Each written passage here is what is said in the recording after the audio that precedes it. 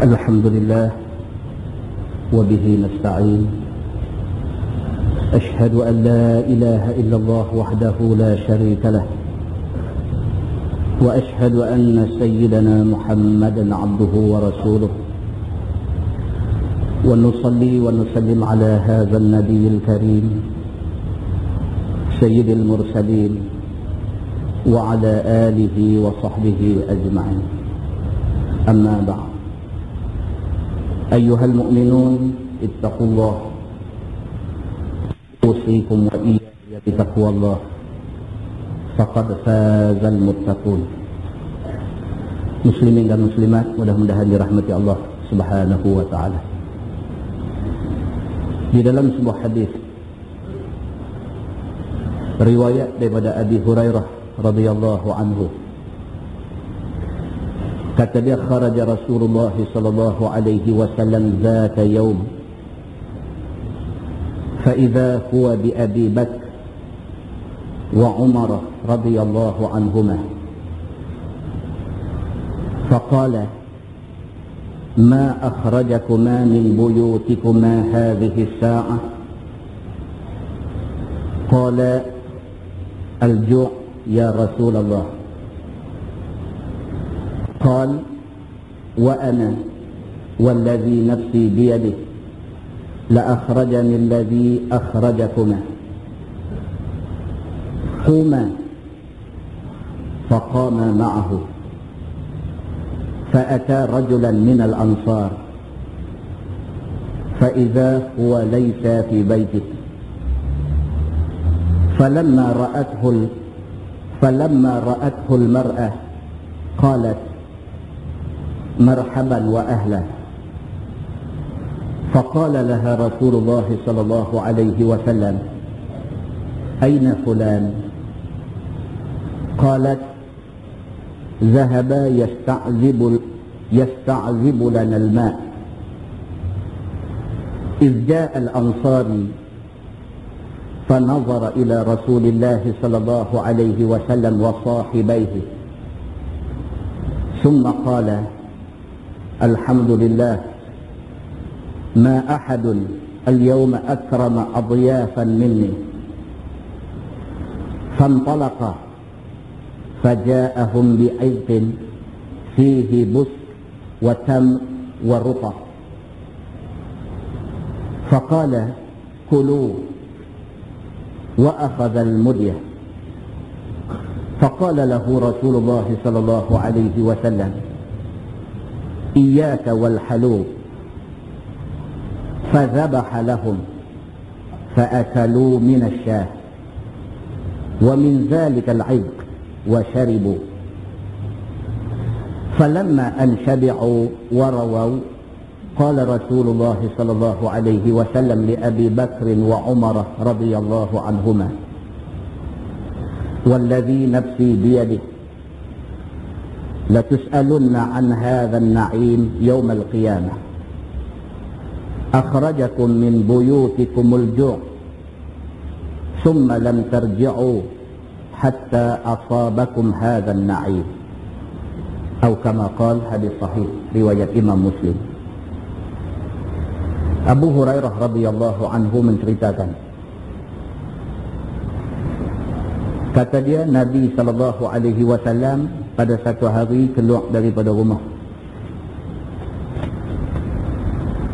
Di tengah jalan Nabi sallallahu alaihi wasallam berjumpa dengan Sayyidina Abu Bakar dan Sayyidina Umar radhiyallahu anhuma.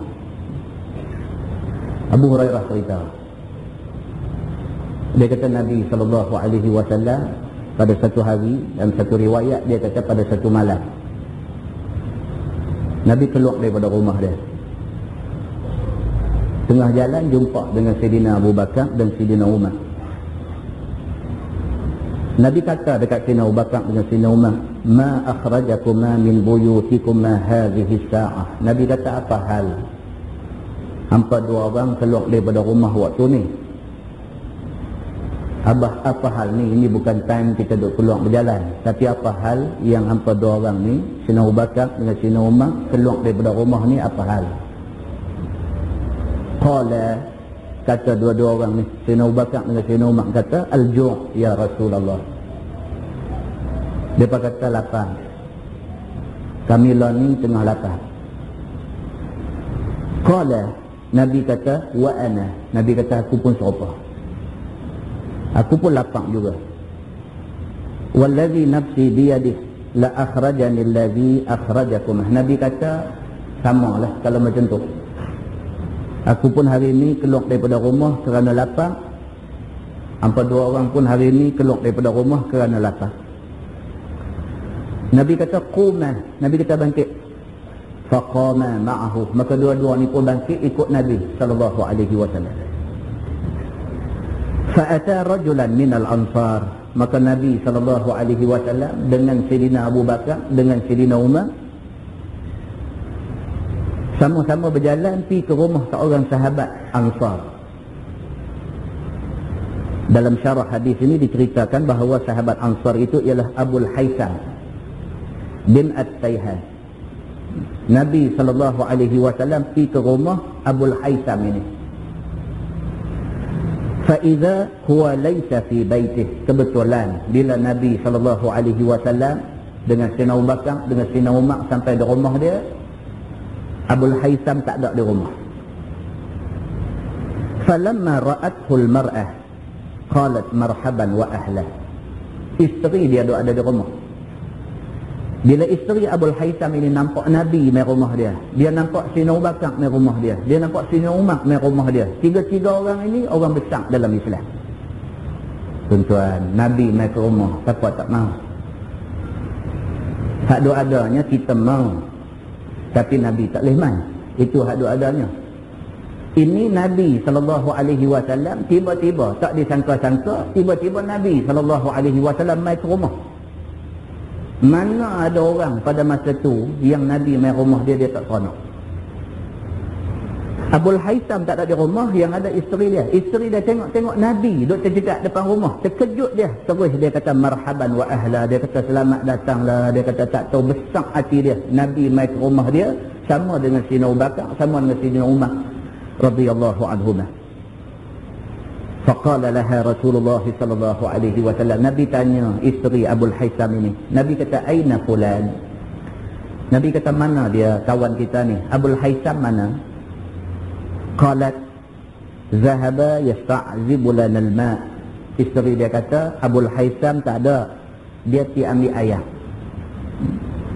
Dia tak ada di rumah lah ni, dia pergi angkut ayam untuk nak guna hari-hari di rumah ni.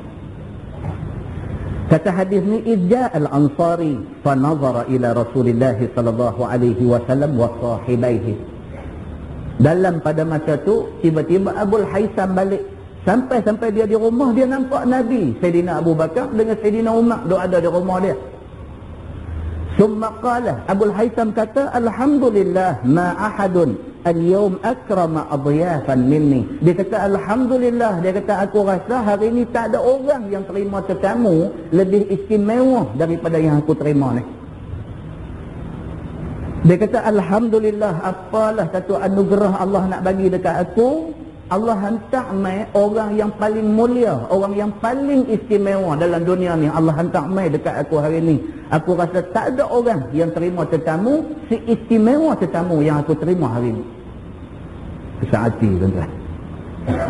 Fantalaqah, maka dia pun cepat-cepat pergi daripada rumah dia. Faja'ahum bi'izqin fihi bus wa tamrun wa rutab. Terus keluar daripada rumah dia, dia kata tunggu sat, keluar pergi bawa mai satu tandan korma. Bawa mai satu tandan korma dengan tujuan nak jamu Nabi SAW yang mai ke rumah dia ni. Faqala kulu, bila bawa balik mai korma ni, ada korma tamar, ada rutab, korma muda, ada sebagainya. Bawa balik mai segala macam korma, letak di depan tu, kulu. Dia kata ya Rasulullah, makanlah, hak ni aku boleh hidang pun. Wa akhadhal mudiyah, masuk pergi dalam dapur, masuk dalam rumah, buat keluar pisau pula dah. Faqala lahu Rasulullah sallallahu alaihi wasallam, Nabi tahu dah. Bila masuk dalam rumah buat keluar pisau, Nabi tahu dah ni nak pergi sembelih pula dah. Nak pergi sembelih kibas, nak pergi sembelih kambing pula, nak buat makan kepada Nabi sallallahu alaihi wasallam. Iyyaka wal halub. Nabi kata dekat dia, jangan kamu sembelih kambing yang ada susu. Nabi tahu dah, dia ambil pisau tu Nabi tahu dah. Nabi kata kalau nak sembelih kambing pun jangan sembelih kambing yang ada susu. Fadhabaha lahum, maka dia pun pergi sembelih seekor kambing. Fa'akalu minasyah, maka lepas tu masak makan dan sebagainya, dia jamu Nabi SAW makan kambing hak dia sembelih tadi. Tentu hadis ni dia nak cerita dekat kita betapa sahabat Nabi ni besar Nabi ni dalam hidup mereka. Sahabat-sahabat Nabi ni tak bagi RM2, tak bagi dekat mereka kebendaan, tak bagi dekat mereka harta benda, tak bagi tak apa. Tapi jangan sampai dekat pengetahuan mereka, Nabi SAW tak senang hati dengan mereka. Tak ada duit tak apa, janji Nabi reda mereka. Maka mereka sanggup buat apa sahaja untuk nak dapat reda Nabi SAW. Besar hati Nabi sampai di rumah ni, tak tahu nak buat, lari keluar pergi ambil kurma satu tandan, bawa balik mai jamu Nabi, lari pergi ke dapur ambil pisau nak sembelih kambing, nak buat makan kepada Nabi SAW. Tak tahu nak buat, seronok Nabi mai ke rumah. Falamma an syabi'u wa rawaw, qala Rasulullah sallallahu alaihi wasallam. Qala Rasulullah sallallahu alaihi wasallam li Abi Bakr wa Umar radhiyallahu anhuma. Nabi sallallahu alaihi wasallam bila dah habis makan, kenyang dan Nabi dah hilang dahaga, Nabi kata dekat Sayyidina Abu Bakar dan Sayyidina Umar radhiyallahu anhuma. Nabi kata wallazi nafsi biyadihi. Nabi kata demi Allah, Tuhan yang nyawa aku ada pada dia. La tus'alunna an hadzal na'im yaumal qiyamah. Tu dia yang kata Nabi. Nabi kata demi Allah, Tuhan yang nyawa aku, nyawa kita semua Tuhan duk pegang. Demi Allah, ni nikmat yang Abul Haitham jamu kita makan ni, Allah tanya kita di hari akhirat itu. Nabi kata demi Allah benda hak kita duk rasa, demi Allah benda hak kita duk makan, demi Allah benda hak kita duk minum, demi Allah benda yang Allah bagi dekat kita yang berupa nikmat ni, Allah tanya kita di hari kiamat itu. Akhrajakum min buyutikumul ju'. Nabi kata tadi baru kita keluar daripada rumah dalam keadaan lapar, summa lam tarji'u hatta asabakum hadzal na'im. Kita tak balik ke rumah sebelum perut kita kenyang. Kita balik ke rumah setelah kita mendapat nikmat yang anugerah, yang dianugerah Allah Subhanahu wa taala kepada kita. Nikmat yang kita dapat, Allah tanya kita di hari akhirat itu. Muslimin dan muslimat yang dirahmati Allah sekalian, kita ambil iktibar daripada hadis ni. Nombor satu, Nabi Muhammad sallallahu alaihi wasallam yang kita selalu duk peringat balik hari lahir dia. Nabi Muhammad ni nak bawa Islam mai dekat kita, dia berlapang perut. Nabi Muhammad sallallahu alaihi wasallam yang kita duk ingat balik hari kelahiran dia, yang kita cuba nak tunjuk rasa syukur kita atas kedatangan dia untuk memimpin kita. Nabi Muhammad sallallahu alaihi wasallam ni adalah satu orang manusia yang nak bawa Islam mai ke kita, dia berlapang perut. Bukan Nabi sallallahu alaihi wasallam saja yang berlapang perut kerana nak bawa Islam mai dekat kita. Orang-orang yang sama-sama berjuang dengan Nabi sallallahu alaihi wasallam juga lapang perut kerana nak pastikan Islam mai ke kita pada hari ini. Yang kedua, pengajaran yang boleh kita ambil daripada hadis ni ialah apa juga yang Tuhan bagi kat kita, sama ada nikmat dalam bentuk kesihatan, ataupun nikmat dalam bentuk duit ringgit, ataupun nikmat dalam bentuk makan, pakai dan sebagainya, semua ni mesti kita balas balik nikmat ni dalam bentuk syukur dan tunduk kita kepada Allah Subhanahu wa taala. Kalau tidak, setiap benda yang kita telan, setiap benda yang kita minum, setiap benda yang kita ambil nikmat, ambil manfaat daripada dia, Allah Subhanahu wa taala tanya kita. Kita ambil, kita guna nikmat yang Allah bagi, apa kita buat pada Allah Subhanahu wa taala. Muslimin dan muslimat yang dirahmati Allah sekalian, sebuah hadis riwayat daripada Sahal bin Sa'ad radhiyallahu anhu.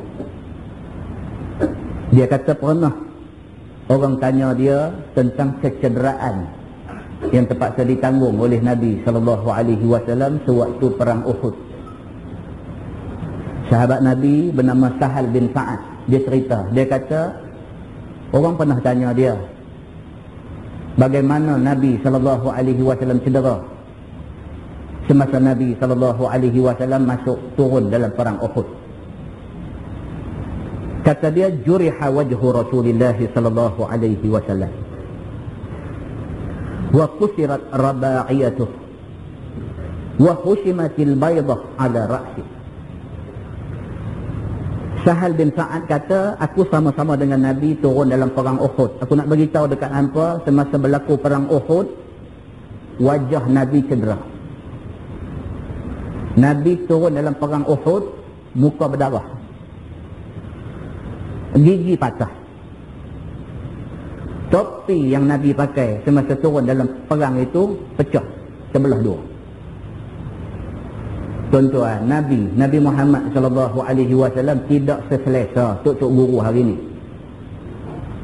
Kita hari ni baca kitab, mengajak orang berdakwah dan sebagainya, kita selesa. Nabi sallallahu alaihi wasallam dulu berdakwah, Nabi sallallahu alaihi wasallam dulu buat kerja untuk nak bawa Islam pastikan sampai kepada umat sampai akhir zaman. Nabi sallallahu alaihi wasallam bukan sahaja hadis kita baca tadi Nabi lapang, bahkan Nabi sallallahu alaihi wasallam kena perang. Perang pula Nabi sallallahu alaihi wasallam bukan duduk sebagai satu komandan perang yang selesa, tapi Nabi sallallahu alaihi wasallam dia duduk depan di dalam barisan tentera yang turun berperang. Dalam perang Uhud misalnya, Sahal bin Sa'ad kata, juriha wajhu Rasulillah, muka berdarah, wa kusirat raba'iyatuh, gigi taring patah, wa hushimatil baydah ala ra'si, topi pecah. Fakanat Fatimah bintu Rasulillah sallallahu alaihi wasallam taghsilu ad-dam, wa kana Ali bin Abi Talib yaskubu 'alaiha bil mijan. Nabi sallallahu alaihi wasallam muka berdarah ni, Fatimah anak dia mai basuh darah di muka ni. Manakala Ali bin Abi Talib karamallahu wajhah jurus hayak daripada atas kepala ni, jurus dengan menggunakan perisai perang tu. Dicedok ayak dengan perisai tu, mai jurus nak bagi Fatimah basuh darah di muka Nabi sallallahu alaihi wasallam. Falamma ra'at Fatimah anna al-ma' la yazidu ad-dam illa kasrah. Dia kata apabila Fatimah basuh muka Nabi ni, basuh darah keluar, lagi duk basuh lagi banyak darah keluar. Akhazat qita'ata hasirin fa ahraqathu, maka dia pergi ambil satu pelepah kurma apa semua, pergi bakar hatta sara ramada, sampailah benda tu jadi abu. Summa alsaqathu bil jurh, kemudian ambil pergi tempel tempat-tempat berdarah luka ni, nak rawat bapak dia Nabi sallallahu alaihi wasallam. Fastamsakad dam, barulah darah berhenti. Muslimin dan muslimat yang dirahmati Allah sekalian, kita duk sambut maulid Nabi, seronok, belarak, melawak ke atas jalan dan sebagainya. Kita tak tahu orang yang kita sambut kelahiran dia tu luka berdarah, lapang perut kerana nak bawa Islam mai ke kita. Kita ambil i'tibar. Makna dia ialah Islam. Bila kita kata kita nak bersama dengan Islam, kita kena sedia mengharungi susah. Bila kita kata kita nak hidup dan mati untuk Islam, kita kena sedia untuk menghadapi susah. Dan menghadapi susah bagi orang yang nak berpegang dengan Islam ini adalah satu sunnatullah, adalah satu sunnah, adalah satu benda yang pasti akan dilalui oleh mana-mana orang yang ada ucap di mulut dia bahawa dia sayang Nabi sallallahu alaihi wasallam. Muslimin dan muslimat yang dirahmati Allah sekalian, mudah-mudahan kita dapat yang sibah daripada muqaddimah yang kita baca tadi insya-Allah. Kita memilih untuk sambung baca Bahrul Mazi. Kita memilih untuk sambung baca Bahrul Mazi jilid 18. Jilid 18. Hari itu kita habis jilid 17, kita sambung baca jilid 18. Tajuk yang akan kita baca ialah Abwabu Sifatil Jannah, cerita tentang sifat-sifat syurga. Macam biasa, Syekh Idris Al-Marbawi dia mulakan tiap-tiap jilid dia dengan membawa sepotong hadis Nabi sallallahu alaihi wasallam. Nabi bersabda, "Naddarallahu imra'an sami'a maqalati fawa'aha fa'addaha kama sami'aha." Maksud dia Nabi sallallahu alaihi wasallam bersabda, Nabi kata naddarallahu imra'an, Allah Subhanahu wa taala akan bersihkan air muka satu orang lelaki. Allah Subhanahu wa ta'ala akan comelkan muka satu orang lelaki-lelaki sami'a maqalati, yang dia mendengar hadis Nabi. Fawa'aha, kemudian dia terima dan dia hafal hadis yang dia dengar tu. Fa'addaha kama sami'aha, kemudian dia menunaikan macam mana yang dia dengar daripada Nabi itu. Tuan-tuan, kitab yang kita baca ni, kitab Bahrul Mazi ini adalah kitab himpunan hadis riwayat Imam At-Tirmidzi. Maka sewajarnya kita yang mendengar hadis-hadis Nabi ini ambil ingat hadis-hadis yang kita dengar dan cuba mengamalkan isi kandungan dia. Kalau sekiranya kita boleh buat macam tu, Nabi janji, Nabi kata nabbarallahu ra'an, Allah Subhanahu wa ta'ala akan bersihkan air muka satu orang yang dengar hadis Nabi, dia cuba untuk menerima dan menghafal hadis itu dan dia melaksanakan apa yang disuruh hadis itu. Allah Subhanahu wa ta'ala akan bagi dekat dia satu anugerah, air muka jernih, bersih, comel dia di sisi Allah Subhanahu wa ta'ala. Kita baca bismillahirrahmanirrahim. Abwabu sifatil jannah an Rasulillah sallallahu alaihi wasallam. Bermula segala bab pada menyatakan sifat syurga itu, maka di sinilah tempat bicaranya. Kita duk dengar selalu orang sebut syurga, syurga, syurga. Kita selalu dengar orang sebut neraka, neraka, neraka. Apa dia syurga, apa dia neraka? Macam yang disebut oleh Nabi sallallahu alaihi wasallam. Kita nak tahu ni syurga berdasarkan keterangan Nabi sallallahu alaihi wasallam, syurga ni macam mana? Kata dia bermula segala bab tentang syurga, maka di sini tempat bicaranya. Semua ni diambil daripada hadis Nabi sallallahu alaihi wasallam. Kemudian dia buat mai satu doa, kata dia Allahumma ja'alna min ahliha warzuqna min na'imiha. Wahai Tuhanku, jadikanlah kiranya kami ni daripada ahlinya. Maksudnya ahli syurga. Kita bukan sahaja nak baca hadis tentang syurga, setakat nak ambil satu maklumat simpan dalam diri kita. Kalau orang tanya syurga ni apa, kita habaq syurga ni macam ni, macam ni, macam ni, macam ni. Kalau orang kata syurga ni ada berapa, kita boleh habaq syurga ni ada 1, 2, 3, 4 cerita. Kita bukan setakat boleh sebut nama-nama syurga. Syurga yang pertama paling baik apa, nombor 2 apa, nombor 3 apa, bukan setakat tu sahaja. Tapi kita bila baca hadis tentang syurga, kita minta Allahumma ja'alna min ahliha. Ya Allah, jadikanlah kami ini daripada penghuni syurga. Kita kena ubah tuan-tuan. Lah ni kita tak mau mengaji agama setakat nak kata kita pandai ilmu saja, tak mau setakat tu. Sebab ramai orang pandai ilmu, tapi akhirnya ilmu membinasakan dia. Tapi kita hari ini nak mengaji ilmu, kita nak mengaji agama, kita nak mengaji tentang Quran, kita nak mengaji tentang hadis Nabi SAW. Kita nak supaya ilmu yang dapat ke kita ni ilmu yang boleh letak kita di atas landasan agama yang sebenar. Kita tak mau kita tergelincang daripada landasan yang ditunjuk oleh Allah dan Rasul SAW. Kata dia bab ma jaa fi awwali zumrah tadkhulul jannah ala suratil qamar.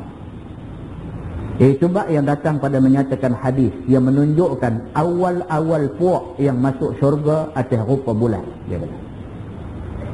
Dia nak beritahu dekat kita satu hadis Nabi SAW nak habaq orang yang mula-mula masuk syurga, mereka ni umpama bulan, berseri-seri seperti bulan purnama. Ketahuilah saudaraku, umat Muhammad SAW ini telah dikurnia Tuhan setuah-tuah umat. Kita, dia kata, bila Allah takdir kita jadi umat Nabi Muhammad, kita umat paling betul. Tuan-tuan bayangkan, kita umat penghabis. Sejak daripada zaman Nabi Adam AS sampai zaman Nabi Nuh, sampailah zaman Nabi-Nabi, sampai zaman Nabi Allah Isa AS. Berapa punya banyak Nabi itu ada, hidup dulu pada kita, mati dah lama dah duduk dalam kubur. Baru mai umat Nabi Muhammad SAW. Penghabis sekali Allah takdirkan hidup di atas dunia ni, tiba-tiba akhirat esok bangkit mula sekali. Kemudian dihisap mula sekali, kemudian masuk syurga mula sekali. Tak istimewa lagi. Kalau kita pergi klinik tengok orang sakit punya ramai, berjela duk ada ramai. Tengok-tengok doktor kenal kita, doktor satu macam punya telefon handphone kita. Dia kata mai ikut pintu belakang. Kita sampai tengok orang sakit panjang berjela-jela. Sekira-kira kalau kita tunggu 2 jam belum tentu sampai giliang kita. Kata doktor tu keluar mai di kaunter ni nampak kita. Dia pun tak panggil depan-depan. Dia masuk pergi dalam bilik, call kita. Awak pasal apa? Allah, abang kata tak dia. Mai ikut belakang. Satu macam yang telah masuk, test sampai lebih kurang, ubat pun lepas kat belakang, balik begitu aja. Tak istimewa tuan-tuan. Soal kita tergamak ke tak, itu soal lain. Soalnya istimewa tu. Bukan nak bincang soal tergamak ke tak. Dia kata hang gamak hadut tunggu tu pun sakit juga, bukan hang seorang sakit. Tah kau hadut tunggu tu sakit teruk padang, itu sembang lain kali. Cerita doktor panggil kita masuk dulu kat belakang.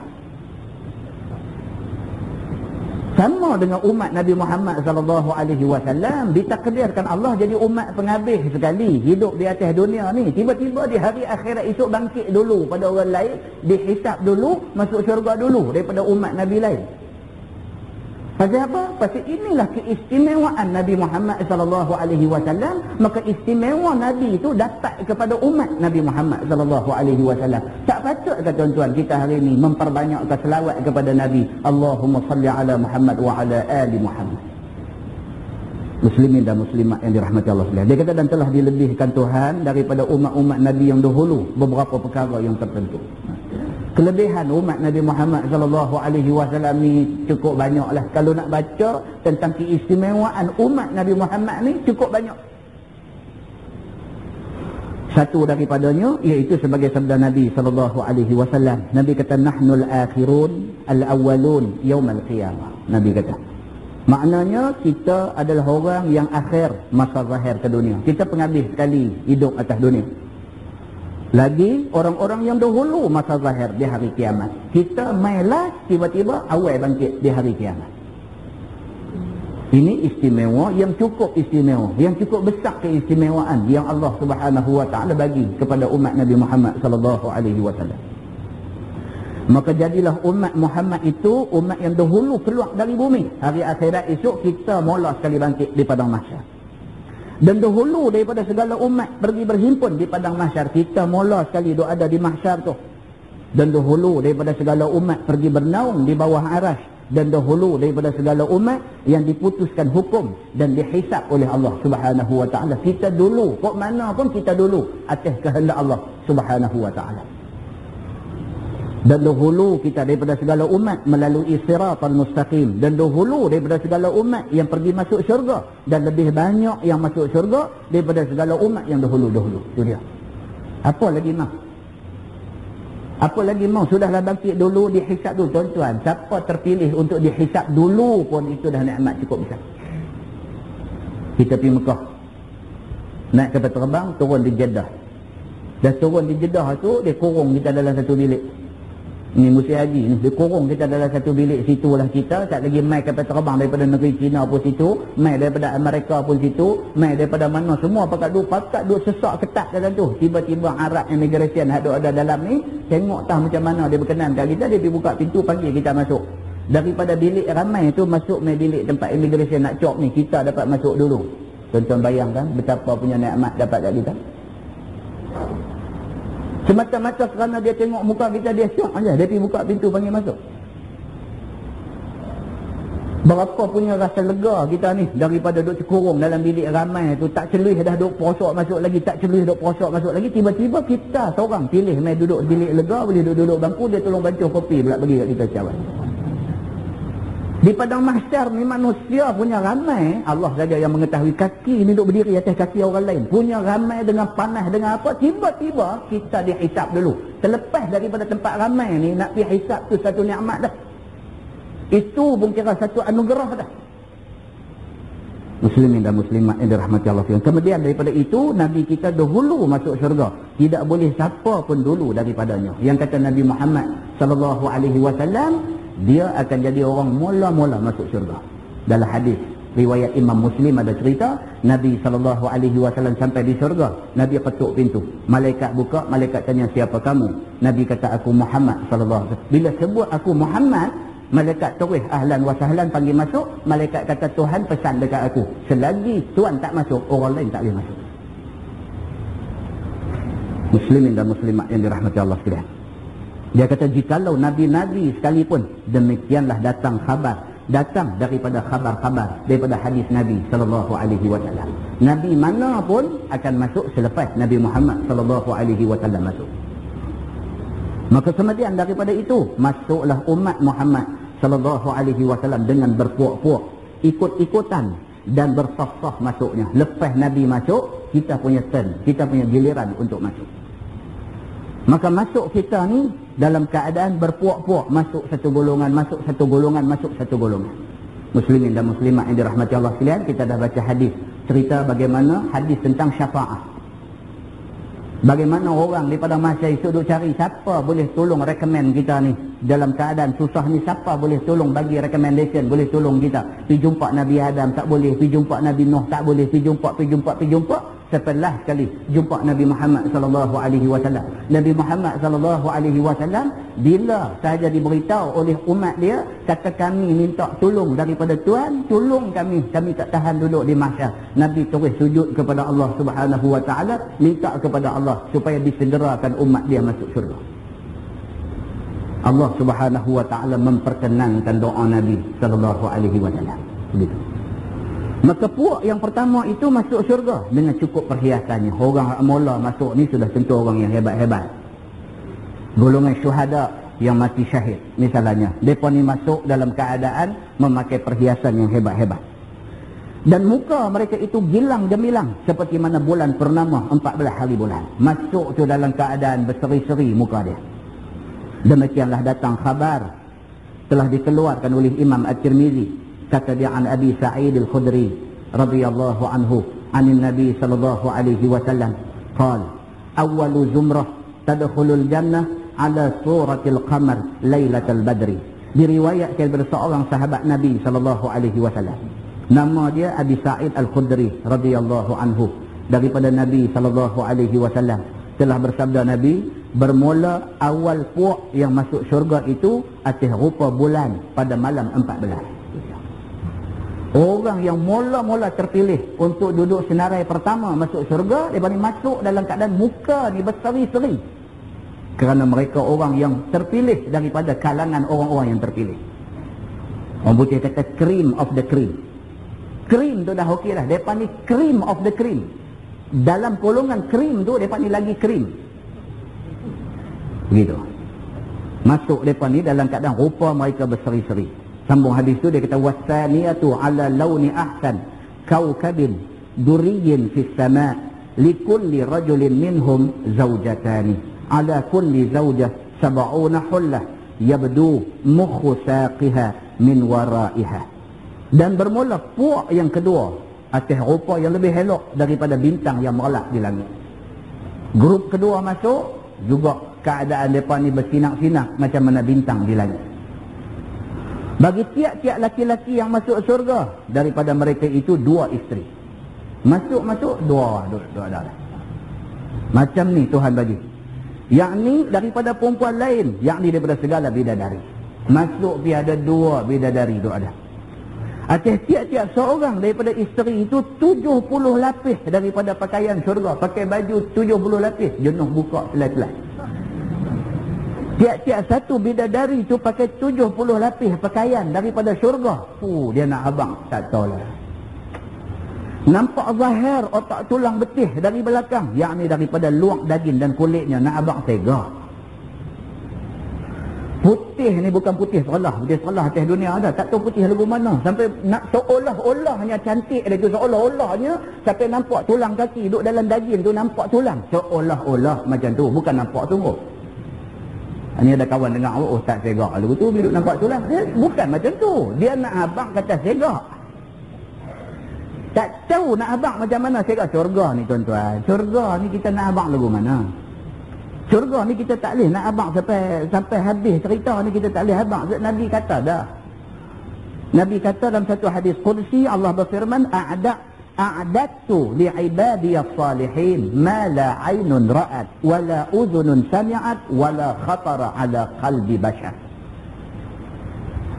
Nabi SAW kata, Allah berfirman dalam satu hadis qudsi, aku sediakan bagi hamba-hamba aku yang saleh ma la 'ainun ra'at, benda yang mata tak pernah tengok, wala udhunun sami'at, telinga tak pernah dengar. Ni bunyi-bunyian dalam syurga ni telinga tak pernah dengar.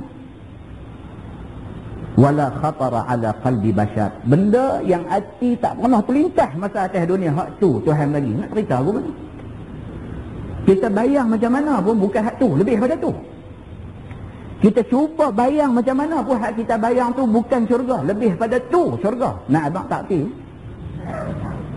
Jadi Nabi SAW kata, bila masuk syurga ni, Allah Subhanahu Wa Taala sediakan bidadari kepada orang yang masuk ni, segak ni, Allahu Akbar. Seolah-olah nampak tulang dia, walaupun tulang dia ada isi, ada apa semua, seolah-olah nampak tulang dia. Macam mana cantik, Allah sahaja Tuhan yang mengetahui. Kata Tirmizi, ini hadis hasan lagi sahih. Tajuk baru dia kata bab ma jaa fi sifati syajaratil jannah, iaitu bab yang datang pada menyatakan hadis yang menerangkan rupa pokok kayu dalam syurga. Dalam syurga pun ada pokok, yang kata pokok dalam syurga ni lagu mana? Ketahuilah saudaraku, dalam syurga ada beberapa pohon kayu yang menjadi tempat bersuka-suka orang yang menjadi isi syurga. Dalam syurga dia kata ada pokok kayu.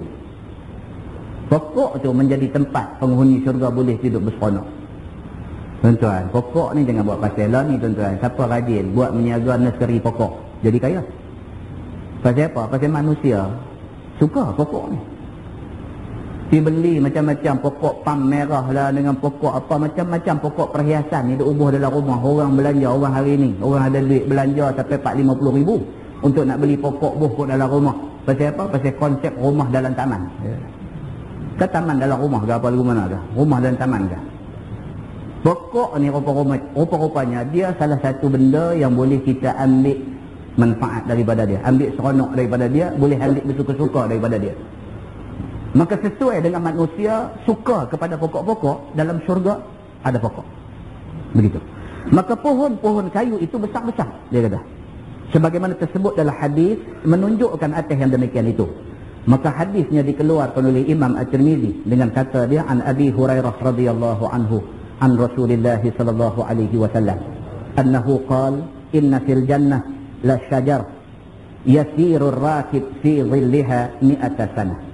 Diriwayatkan daripada seorang sahabat Nabi sallallahu alaihi wasallam, nama dia Abi Hurairah radhiyallahu anhu, daripada Nabi sallallahu alaihi wasallam, bahwasanya sabda Nabi, bahwasanya dalam syurga ada pokok kayu yang besar-besar. Boleh berjalan penunggang kuda yang berlari dengan tangkas di bawah naungannya kira-kira 100 tahun. La ilaha illallah. Yang kata pokok kayu dalam syurga ni satu pokok besar, dia nak abang macam mana? Kalau satu orang naik kuda, naik beras-beras, naik laju-laju tu 100 tahun duduk naik kuda tu baru sampai balik sana pokok. Bayang pokok tu, kita start daripada ujung balik ni, naik kuda habis laju. Habis bayang balik sana tu, dia kata ni atas sana 100 tahun naik kuda beras baru habis bayang satu pokok. Apa ada curi balak kalau boleh pokok ni ke? Dah. Puak ada curi balak ni, dia dengar-dengar. Dia tak baca nak masuk syurga tu, dia duk baca nak pergi curi kayu dalam syurga ni. Dia kata aku boleh buat duit, nampak? Muslimin dan muslimat yang dirahmati Allah sekalian. Itu dia. Yang kata pokok dalam syurga ni betul macam yang Nabi kata tadi, ma la ainun ra'at, mata tak pernah tengok pokok macam tu. Dengan umur duk ada kat kita lah ni, ada orang hak main masjid malam ni umur 80 90, dengan umur duk ada kat kita lah tak pernah tengok lagi dah pokok macam ni. Bayang dia saja kalau naik lah, kata naik motor lah, naik motor mak rampit tu, naik motor darah-darah ni, suruh dia koyak minyak motor tu sampai habis 100 tahun baru habis bayang satu pokok. Tak tahu nak apa. Kata At-Tirmizi, dan pada bab ini ada riwayat daripada Anas bin Malik dan Abi Sa'id Al-Khudri radhiyallahu anhuma. Kata dia lagi, bermula ini hadis sahih. Hadis sahih. Inilah kadang-kadang orang yang tak percaya hadis ni benda lagu ni jadi masalah ke dia. Orang tak percaya hadis ni, dia nak timbang hadis ni dengan akal tingkat dia. Ini jadi masalah kat dia. Dia baca dia kata aku tak mau komen saya. Cara dia kata tu hati tak boleh terima. Hati tak boleh terima. Pasal apa? Pasal dia ingat Tuhan ni lagu dia. Dia tak boleh buat pokok macam tu, dia tak pernah tengok pokok macam tu, maka tak mungkin ada pokok macam tu. Dia ingat Tuhan lagu dia. Dia tak tahu Tuhan ni bukan bandingan dengan makhluk ada. Begitu. Masalah naungan pokok kayu dalam syurga maka sangatlah lanjutnya. Dia kata makna sangat luas. Satu pokok saja bayang dia, teduh dia ni tak tahu berapa punya luas. Maka tentulah lanjut dan panjang naungan itu kerana besar pokok kayu. Kerana pokok tu besar, maka teduh dia panjang. Dia kata. Demikianlah tersebut dalam hadis seumpama yang dikeluarkan oleh Imam At-Tirmizi. dengan kata dia, an Abi Sa'id al-Khudri radhiyallahu anhu anin Nabi sallallahu alaihi wasallam qala fil jannah syajaratun yasirur rakibu fi dhillaha mi'ata 'am la yaqta'uha wa qala dhalika adh-dhillul mamdud. Diriwayatkan oleh seorang sahabat Nabi sallallahu alaihi wasallam, nama dia Abi Sa'id al-Khudri radhiyallahu anhu, daripada Nabi sallallahu alaihi wasallam sabdanya, di dalam syurga ada satu pokok kayu yang sangat besar. Boleh berjalan penunggang kuda dengan memecut kudanya yang tangkas itu menjajahi bawah bayang pokok itu selama 100 tahun. Sama juga, cuma hadis riwayat lain. Dia kata kalau sekiranya satu orang naik kuda derah ni, habis derah punya bawa kuda 100 tahun baru habis bayang satu pokok, maka tiada terhabis perjalanan dan jajahnya itu. Tak habis, duduk seduh pokok sebatang aja, begitu. Dan sabda Nabi sallallahu alaihi wasallam itu naungan yang panjang sebagaimana tersebut di dalam Quran. Kata At-Tirmizi bermula ini hadis hasan lagi gharib. Dan ada tersebut di dalam At-Targhib wa Tarhib akan riwayat Ibnu Abbas menerangkan az-zillul mamdud itu dengan kata dia, an Ibnu Abbas radhiyallahu anhuma qala az-zillul mamdud syajaratun fil jannah ala saqi qadri ma yasirur rakib fi zilliha mi'ata 'am fi kulli nawahiha fayakhruju ahlul jannah ahlul ghuraf wa ghairihim fayatahaddatsuna fi zilliha qala fayashtahi ba'dhum wa yadhkuru lahwa ad-dunya fayursilu Allahu rihan minal jannah fataharrakat tilka asy-syajarah bikulli lahwin kana fid dunya. Diriwayatkan daripada seorang sahabat Nabi sallallahu alaihi wasallam, nama dia Abdullah bin Abbas radhiyallahu anhuma. Kata dia bermula bayang-bayang yang lanjut itu iaitu satu pokok kayu dalam syurga. Ini pula lagi satu huraian. Yang kata pokok teduh dia luas itu ialah dia kata satu pokok kayu dalam syurga. Berdiri atas batangnya. Besarnya kadar boleh berjalan penunggang kuda yang dipecut laju pada naungan 100 tahun. Sama juga. Tiga ada hadis cerita benda sama. Besarnya pokok kayu dalam syurga ni, tu dia lah. Teduh dia tu kalau satu orang naik kuda laju 100 tahun baru lepas. Tiada boleh meratai sekalian pihaknya cerita kata nak pergi round sampai habis di bawah teduh tu tak mungkin. Tuan-tuan pernah pergi Kuala Lumpur, satu supermarket cukup besar baru buat lah ni. Dulu mereka kata Mid Valley. Oh, mereka kata dahsyat. Tak pernah tengok supermarket besar macam tu. Mid Valley. Buat lagi satu, lagi besar, nama dia Times Square pula dah. Masuk dalam tu, pakai gila Maria, nak keluar tak boleh. Besar duk berjalan tak habis. Segala macam benda dia lungguk dalam tu. Tapi benda hak jenis nak melingkup. Allahu Akbar. Dengan naik tingkat atas, dengan main apa roller coaster, naik tungging buyung, turun naik balik, kaya wiwak buat tu tak tolong, bukan apa tak tahu asal, bukan apa ada tu. Yang tu baru supermarket dalam dunia. Kita pergi duduk heran lah, Allah besar lah, aku tak larat berjalan lah. Tuan-tuan, syurga bukan itu bandingan dia. Bukan itu bandingan dia. Syurga Allah Subhanahu Wa Taala belum cerita pasal syurga lagi. Ini baru duduk cerita pokok. Kita belum cerita pasal syurga lagi, baru duk cerita sebatang pokok dalam syurga sahaja. Nabi SAW kata, kalau kamu nak pergi lalu di semua tempat yang ada di bawah naungan pokok tu, tak habis lalu.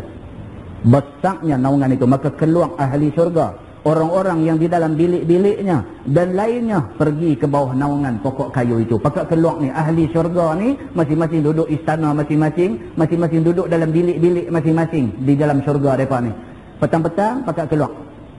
Dia ni keluar daripada istana dia ni keluar daripada bilik dia. Semua ahli syurga ni petang-petang pakat keluar nak pergi sembang-sembang di bawah pokok ni. Lalu berbual mereka itu di bawah naungan pokok itu dengan bermacam bualan jenakah. Keluar pergi sembang apa. Masa tu tak ada apa dah tuan-tuan. Kita itu ni masuk syurga ni kira habis ya. Tak ada apa. Tak gaduh teringat nak pergi kuliah maghrib tang mana, tak gaduh apa pun, tak gaduh dah. Lah ni aja. Sebelum kita mati, sebelum cerita kita duk baca ni, sebelum ni kena fikir malam ni mengaji di mana, esok masjid mana, lusa nak pergi tang mana. Masalah. Dah mati esok ni, ditakdirkan Allah jadi ahli syurga, masuk syurga ni semua bab ni tak ada dah.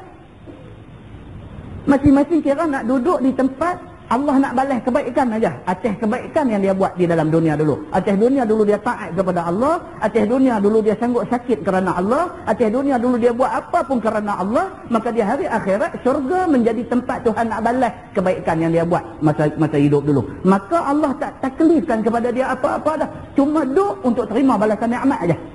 Begitu. Maka pakat keluarlah ahli syurga daripada istana dia, daripada bilik-bilik dia, keluar berbual jenaka. Dia ada kata macam-macam cakap yang menyukakan hati. Cerita ni tak ada cerita sedih. Nak sedih apa? Apa yang teringat Tuhan bagi. Duduk dalam syurga ni teringat Tuhan bagi. Tak ada dah nak ingat benda tak elok, tak ada. Ingat benda elok Tuhan bagi, ingat benda elok Tuhan bagi, ingat Tuhan bagi semua. Apa yang orang tu teringat masa duduk ada dalam syurga. Maka duduk tu bercakap benda yang menyukakan hati. Katanya, maka di dalam hal itu datang ingin setengah mereka itu. Dan ingat akan main-main masa di dalam dunia. Dalam duduk bersembang sama-sama ahli syurga tu. Dalam duduk bersembang tu teringat sebutlah apa mainan yang dia teringat nak main. Nah, kalau kaki golf duduk oh dia kata kalau dulu boleh duduk turun pergi Harvard apa ahli golf, tetapi ahli golf yang semayang tak tinggal. Kan? Jadi bila dah duduk dalam syurga sana itu teringat ke golf ni sebut. Dia kata lama, berasa tangan pun dia nak gatal lain macam tak pukul lama. Sebut saja padang golf duduk ada depan. Benda ni hadis ni mau pergi baca di padang golf tuan-tuan. Supaya dengan itu orang yang main golf sepui-sepui daripada syurga. Lalu bergerak-gerak pohon kayu itu dengan mengeluarkan semua permainan yang ada di dalam dunia. Teringat golf, dia luruh mai daripada pokok tu kayu golf. Tak kena beli. Allahu Akbar. Contoh ini yang hadis tadi Nabi kata, Allah Subhanahu wa taala sebut dalam hadis qudsi, ma la ainun ra'at wa la udhunun sami'at wa la khatara ala qalbi bashar. Ini cerita dia. Tak boleh bayang. Pendek kata apa mau dapat. Begitu. Masalah dia kata pohon kayu syurga itu berbatang besar. Dan cukup rendangnya, cukup ada dengan daun dan dahan-dahannya, dan batangnya sangat bagus. Pokok ni pun cukup cantik punya pokok. Warnanya iaitu semacam warna emas. Pokok tu, batang dia tu macam color emas.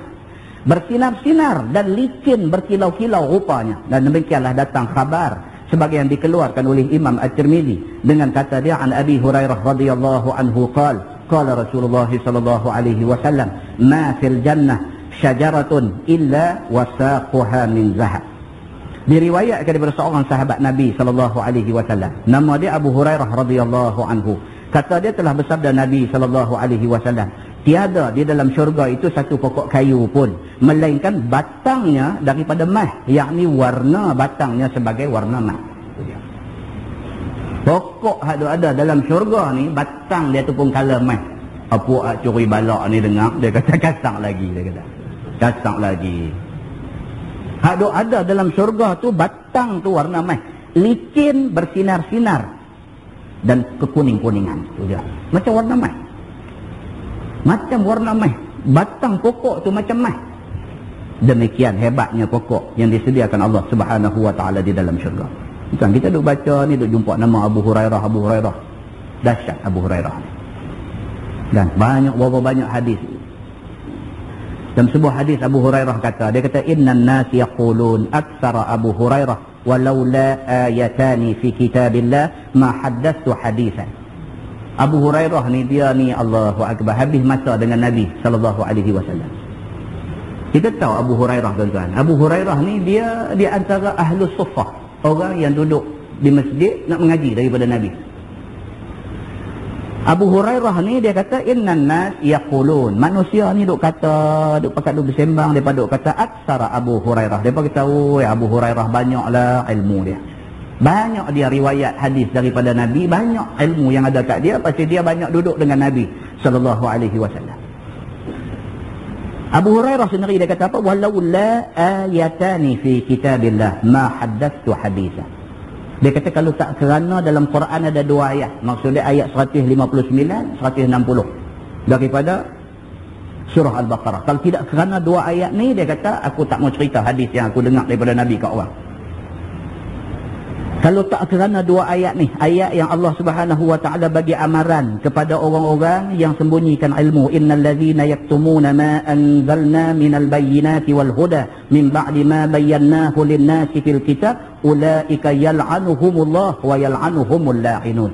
Kalau tidak kerana ayat ni, Tuhan kata orang yang sembunyikan ilmu yang dia dapat daripada Allah ni, hari akhirat esok, ulaika yal'anuhumullah, Allah laknat mereka. Apa daripada dapat daripada ilmu agama tak mau cerita ke orang, Allah laknat orang yang nak sembunyi ilmu ni. Kerana ayat ni, dia kata, maka apa yang aku dengar daripada Nabi aku cerita ke orang. Kalau nak ikut hati, aku pun tak mau cerita dekat orang. Pasal apa? Aku susah payah nak pergi mengaji dengan Nabi. Mereka duduk senang-senang tak mau nak mengaji, nak tunggu aku balik cerita kat mereka. Kalau ikut hati, aku tak mau cerita kat mereka ni. Tak kan, kita susah payah mempokok hujan, duk main gelap apa dengan angin, duk cuk tadi pegang motor kenjui main dia. Depa bagus punya duk peli kita pula ni. Mana Haji? Peli kita nak main mengaji tadi apa peli kita. Mana Haji? Kita datang malam ni mengaji Masjid Sultanah. Baguslah surga hang. Boleh tahan lah tuan-tuan orang kata macam tu.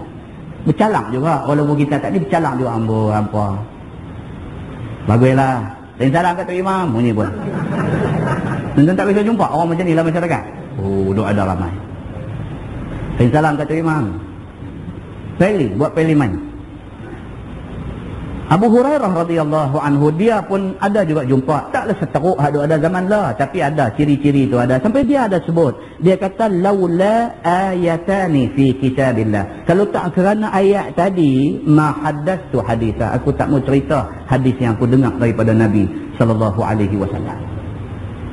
Ini Abu Hurairah radhiyallahu anhu yang kita dah jumpa banyak hadis yang diriwayatkan oleh dia ni. Baik. Kemudian dia kata an Abi Hurairah radhiyallahu anhu qala Rasulullah sallallahu alaihi wasallam ma fil jannah syajaratun illa wasaquha min zahab. Diriwayatkan daripada seorang sahabat Nabi iaitu Abu Hurairah radhiyallahu anhu, katanya telah bersabda Nabi sallallahu alaihi wasallam, tiada dalam syurga itu satu pokok kayu melainkan batangnya daripada emas, yakni warna batang tu macam warna emas, licin, bersinak-sinak dan kuning. Satu lagi hadis menunjukkan atas yang demikian tersebut di dalam At-Targhib wa Tarhib, iaitu kata dia an Abi Hurairah radhiyallahu anhu qala Rasulullah sallallahu alaihi wasallam inna fil jannah syajaratan juzu'uha min zahab wa furu'uha min zabarjad wa lu'lu' fatahubbu laha ar-rih fatastafiqa fama sami'a as-sami'un bi sawti syai'in qat alazza minhu. Diriwayatkan oleh seorang sahabat Nabi sallallahu alaihi wasallam. Nama dia Abu Hurairah radhiyallahu anhu. Dia juga kata dia telah bersabda Nabi sallallahu alaihi wasallam bahawasanya di dalam syurga ada satu pokok kayu, batangnya daripada zahab, daripada emas, dahan dia daripada zabarjad dan lu'lu', daripada jenis permata. Nabi SAW kata pokok dalam syurga tu batang daripada emas, dahan dia daripada zabarjad dan lu'lu', daripada jenis permata. Supaya elok akan rupa nampaknya, Tuhan buat pokok macam tu dalam syurga supaya apa? Mata tengok berasa syok, elok mata tengok. Tuan-tuan, mata kita nak tengok benda elok. Tanya orang lelaki-lelaki ni, muda-muda ni terutamanya, beli kereta elok-elok, pergi pasang sport rim, hantar kedai pergi kintet cermin bagi nampak redup sikit dan sebagainya.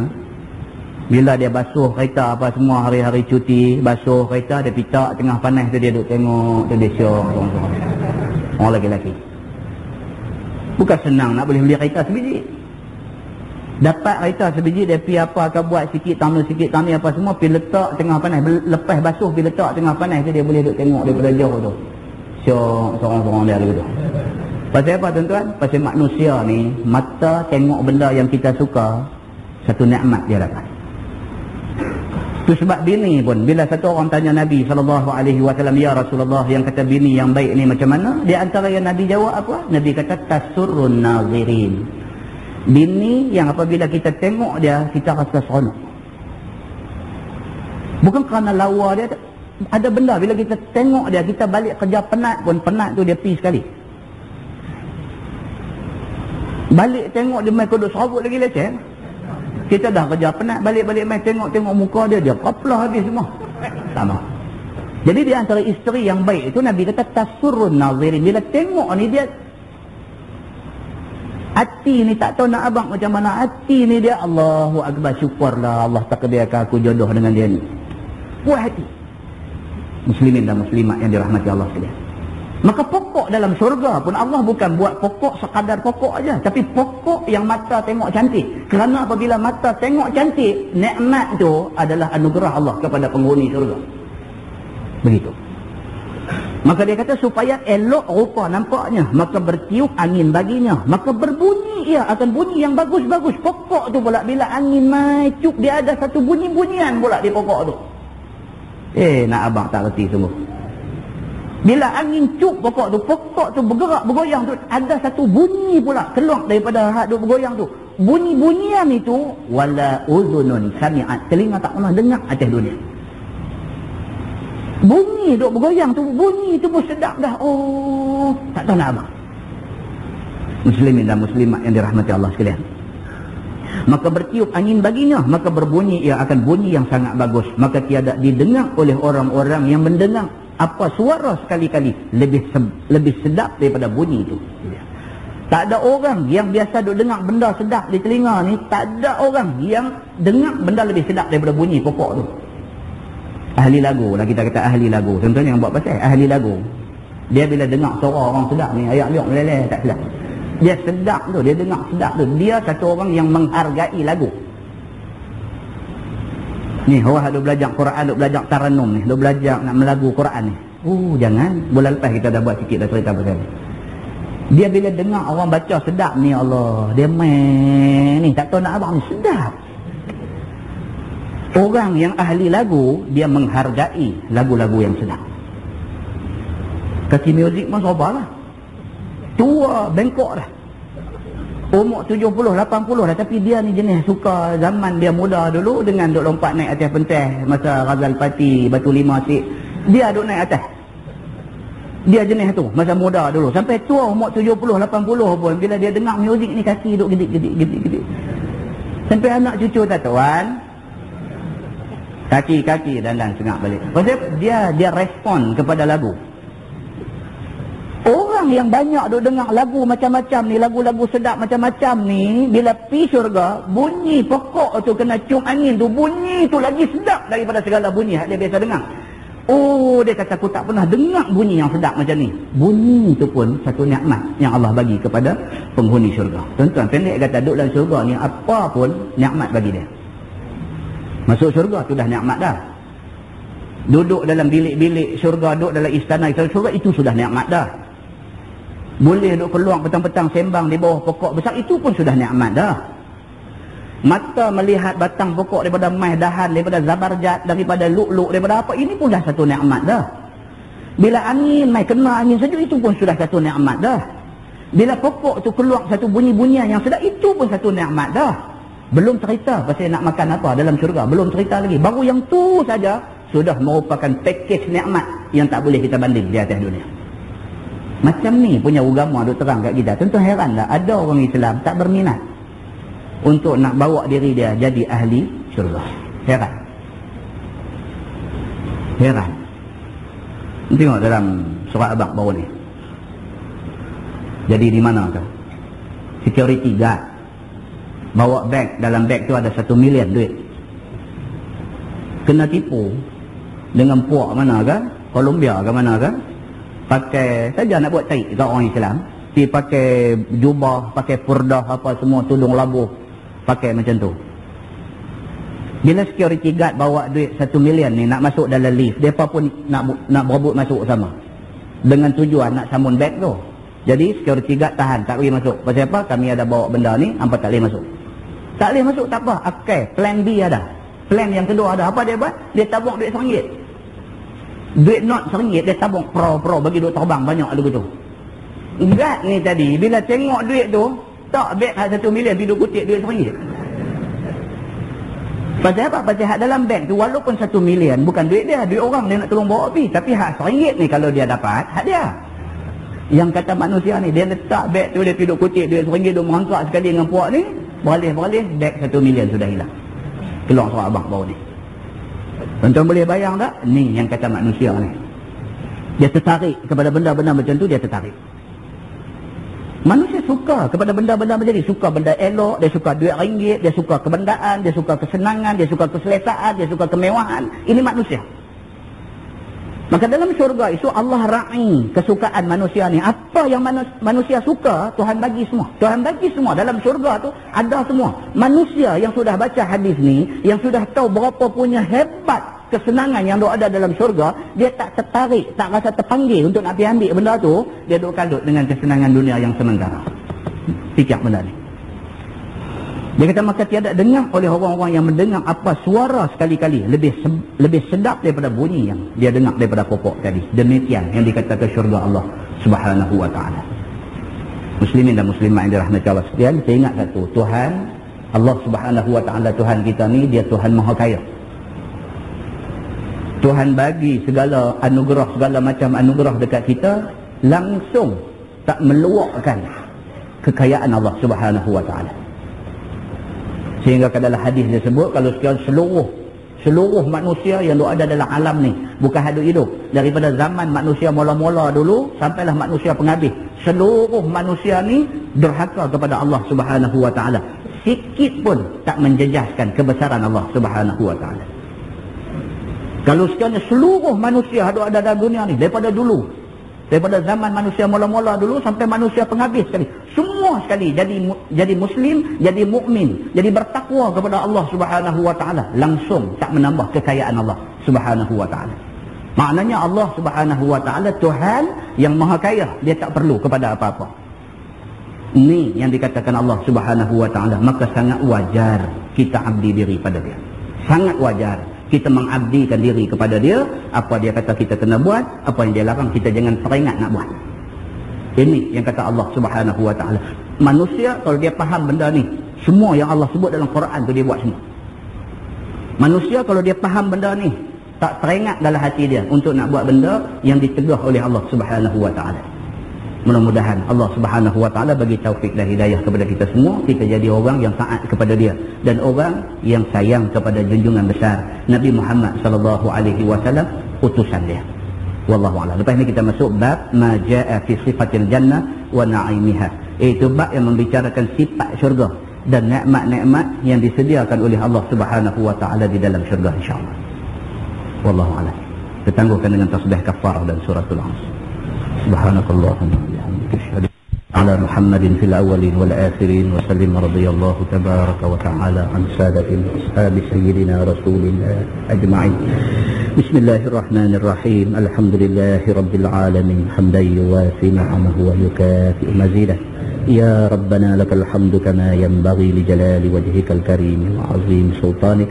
Radina billahi rabba wa bil islam dina wa bi Muhammadin nabiyyan wa rasulah. اللهم افتح علينا فتوح العارفين وارزقنا فهم النبيين بجاه خاتم المرسلين. اللهم فقهنا في الدين وعلمنا التأويل واهدنا صراطك المستقيم. اللهم أرنا الحق حقا وارزقنا اتباعه وأرنا الباطل باطلا وارزقنا اجتنابه. اللهم اجعل جمعنا جمعا مرحوما وتفرقنا من بعده تفرقا معصوما.